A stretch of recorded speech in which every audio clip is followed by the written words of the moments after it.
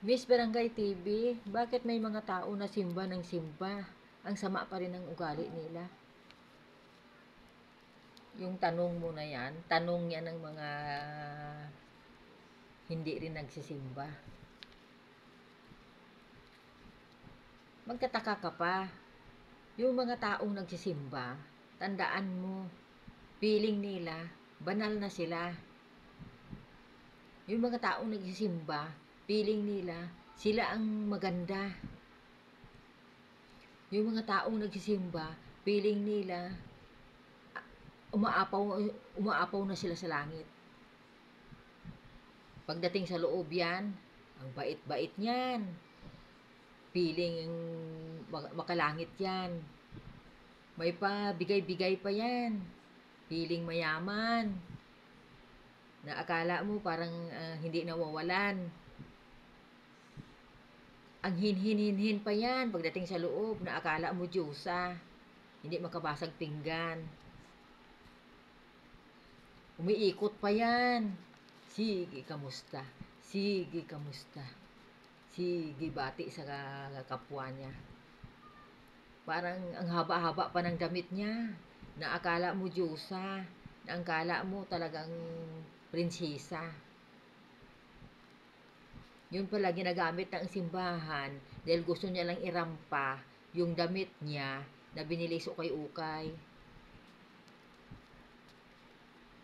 Kaya pagdating ng linggo, feeling niya sa mga taong hindi nagsisimba, demonyeta. Na siya lang makalangit, siya lang ang matuwid, siya lang ang magaling. Ang galing yan humusga sa kapwa, yung mga nagsisimba. Ang galing humusga sa kapwa yan. Pagdating yan doon sa loob, may pahiyak-iyak pa, may paluhod-luhod pa yan. Kung minsan, pag galing sa simbahan yan, di ba, paglabas niya, naku, feeling niyan gabukag yung katawan niya. Malaki siya na parang pus-pus ng hangin.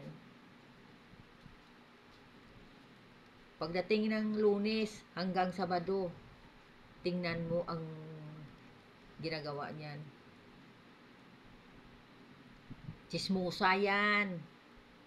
Chismosa yan. Inggitera yan. Inggitera yan.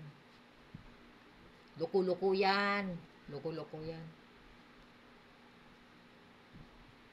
Walang ginawang magaling yan.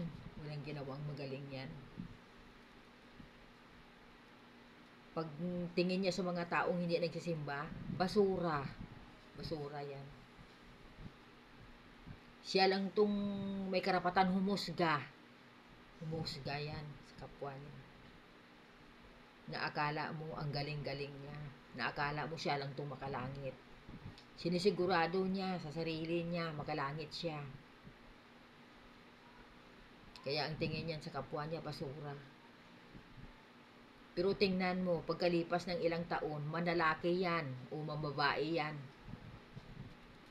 Pag mahuli ng kinakasama niya, sirain ang cellphone, gagawa ng paraan yan para rumampa ulit yan.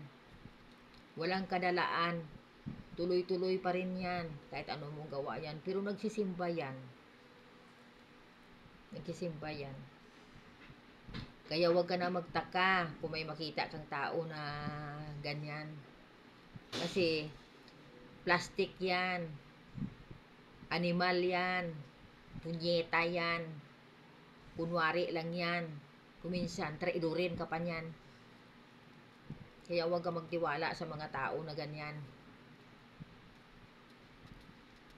Hindi ko nila lahat. Hindi ko nila lahat. Dahil ako ganyan din. Demonyeta din ako. Animal din. Kaya lang, dito lang ako sa loob ng bahay ko. Wala akong inaapakan na kapwa ko.